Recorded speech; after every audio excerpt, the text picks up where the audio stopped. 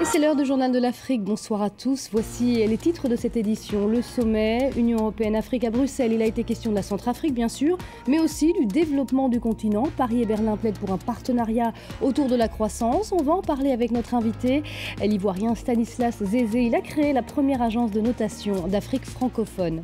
Et puis nous irons dans l'est du Kenya, où la ville de Mombasa est sous très haute surveillance après le meurtre d'un leader islamiste accusé d'être lié au Shebab somalien.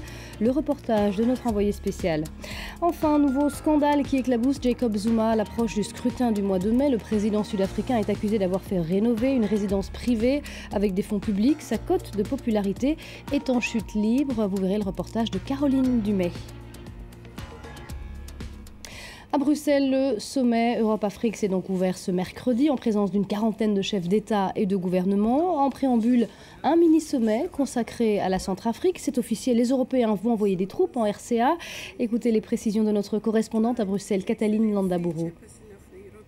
On peut vraiment dire que la République centrafricaine a été le premier temps fort de ce premier jour de sommet Union européenne-Afrique. Alors 25 chefs d'État, 13 du côté européen, 12 du côté africain ont participé à un mini-sommet qui a lancé en quelque sorte les festivités ici à Bruxelles. Alors ils se sont penchés sur le sort de la République centrafricaine, sur la situation humanitaire, sur la situation en termes de sécurité. Et puis ils ont également évalué les moyens de reconstituer un embryon d'État dans le pays. Alors comme vous le disiez, cela a été l'occasion pour les Européens de présenter les détails de la mission EUFOR RCA, une mission qui a été finalement officiellement lancée hier avec du retard, on le sait. Alors 13 pays au total participeront à cette mission qui sera placée sous commandement français. Elle comptera au total donc 800 hommes, dont la moitié devrait arriver en Centrafrique fin avril, l'autre moitié d'ici à la fin du mois de mai. Et la mission de ces hommes, la mission principale sera d'assurer la sécurité à la fois des populations mais également des convois humanitaires dans la capitale, à Bangui et autour de l'aéroport de la capitale. Alors Cataline, le moteur franco-allemand, on en parle souvent lors de sommets européens à Bruxelles. Sur l'Afrique, Paris et Berlin ont également affiché aujourd'hui leur volonté de travailler ensemble. Oui, et là je dirais que c'est une première. Alors ça a été un petit peu cette déclaration commune, la déclaration surprise, deuxième temps fort de ce sommet européen. En gros, Angela Merkel et François Hollande ont expliqué qu'ils avaient les mêmes objectifs aussi pour l'Afrique, aussi pour le développement en Afrique. Alors déjà, comme vous l'aviez dit, moteur de l'Union européenne, maintenant le couple franco-allemand se propose désormais de devenir un autre moteur pour la coopération entre l'Union européenne et l'Afrique. Alors c'est une ambition qui, on le sait, n'est pas nouvelle pour la France, qui est une ancienne puissance coloniale pour l'Afrique. Ce n'est pas le cas pour l'Allemagne, qui s'était distancée ou qui avait toujours pris ses distances par rapport aux pays d'Afrique pour privilégier d'autres régions du monde, comme par exemple l'Asie. Mais les taux de croissance très hauts dans certains pays d'Afrique et puis les potentialités en termes d'investissement pour les entreprises allemandes de plus en plus présentes sur le continent ne sont certainement pas étrangères à ce revirement de la politique extérieure menée par l'Allemagne. Et la croissance en Afrique, on va continuer à en parler avec notre invité Stanislas Zézé. Bonsoir. Bonsoir. Merci d'être avec nous. Vous avez créé la première agence de notation en Afrique francophone. Et à mes côtés, pour vous interroger, Myriam Mascarello, spécialiste des questions économiques sur France 24. Alors, on l'a vu, on l'a dit, les marchés financiers se lancent à l'assaut du continent africain. Cette croissance africaine fait beaucoup de jaloux, en plus de 5% en moyenne ces 3 dernières années. Vous avez donc créé cette première agence pour la région d'Afrique francophone. Il y a beaucoup d'agences internationales, Moody's, Fitch. Pourquoi est-ce que c'était indispensable de créer une agence en Afrique et en Afrique francophone? Parce que, vous savez, aujourd'hui, les investisseurs voient les agents de notation financière comme le guide par excellence pour leurs investissements, ce qui les permet d'avoir une visibilité. Ceci dit, nous avons des marchés assez particuliers.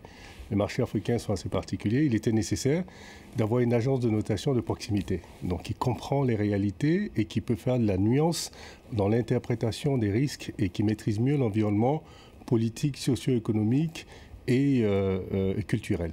Ce qui veut dire qu'il y a des critères différents qui sont appliqués en Afrique par rapport aux agences internationales connues, les 3 grandes? En réalité, à la fin de la journée, nous tous cherchons à établir la qualité de crédit des emprunteurs. Ceci dit, il y a des différences.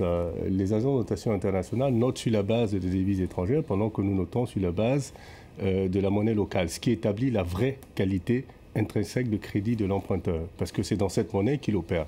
C'est la première chose. La deuxième chose, les agences de notation financière mettent ce qu'on appelle un plafond souverain qui est déterminé par la capacité de l'État même à faire face aux obligations financières en devises. Ce que nous ne faisons pas parce que nous estimons que dans un pays, une entreprise peut être forcément avoir une meilleure qualité qu'un pays.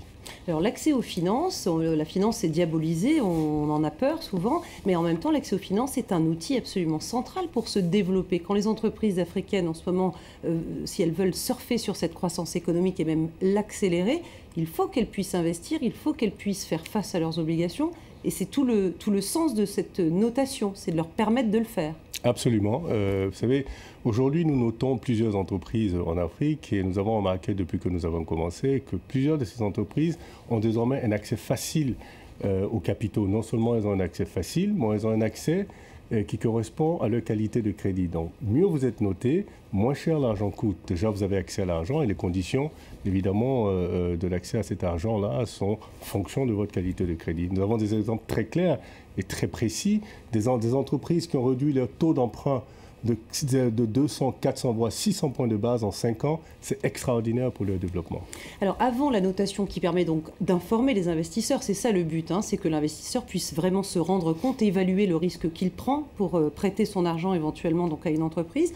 Avant que cette notation ne devienne obligatoire, ce qui est le cas aujourd'hui en Afrique de l'Ouest, vous le disiez, comment ça se passait? Comment faisaient les entreprises pour essayer de lever des fonds? C'était très difficile, c'était très coûteux parce qu'il fallait garantir l'émission d'obligations à 100%, ce qui renchérissait naturellement le coût de l'emprunt. Donc ça rendait nos marchés moins attractifs et ça rendait très difficile l'accès au financement pour les entreprises emprunteuses. Ça veut dire qu'en fait ça coûtait cher d'aller se financer. Vous me donniez l'exemple juste avant cette interview du port d'Abidjan, avant et après, on va dire. Quelle est la différence entre avant la notation et après? Écoutez, avant la notation, le port se finançait à des taux autour de 7%. Aujourd'hui, avec la notation, nous avons une note d'investissement et peut aujourd'hui se financer autour de 5%. Merci beaucoup, Stanislas Zézé. Merci Myriam, merci d'être venue dans le journal de l'Afrique. Et on va parler à présent du Kenya. La ville de Mombasa, dans l'est du pays, est en ébullition au lendemain du meurtre d'un chef islamiste radical accusé de lien avec les Chebabs somaliens. Des leaders musulmans ont adressé un ultimatum aux autorités. Ce n'est pas la première fois qu'un islamiste est assassiné dans cette ville de la côte kenyane. Le reportage, notre correspondant Duncan Woodside. Ce cadavre ensanglanté, c'est celui d'Abou Bakar Sherif Ahmed, alias Makabouri. Il a été abattu devant une prison de haute sécurité. L'homme qui l'accompagnait est mort, lui aussi. Nous avons entendu des coups de feu en permanence. Nous n'osions pas regarder derrière nous et nous avons sauté dans un fossé. Il y a eu au moins 10 coups de feu, puis 2 autres. Ta, ta. C'est le 3e homme important de la mosquée Moussa de Mombasa tué par balle. Avant lui, en octobre dernier, Ibrahim Ismaël et en août 2012, Abou Rogo. Leurs assassins courent toujours, ce qui est loin d'être surprenant pour la veuve de ce dernier. Mon mari a été tué devant le poste de police. Makabouri a été tué en face de la prison. Les gardes, ils sont partout dans la prison. Vous savez bien comment ça marche. Alors, comment une telle chose peut arriver devant un endroit pareil, en face d'un endroit sécurisé? Alors, qui sont les responsables selon vous? Pour l'instant, les dirigeants musulmans appellent au calme. Ils ont tout de même lancé un ultimatum au gouvernement. L'ordre doit être ramené dans les 3 jours.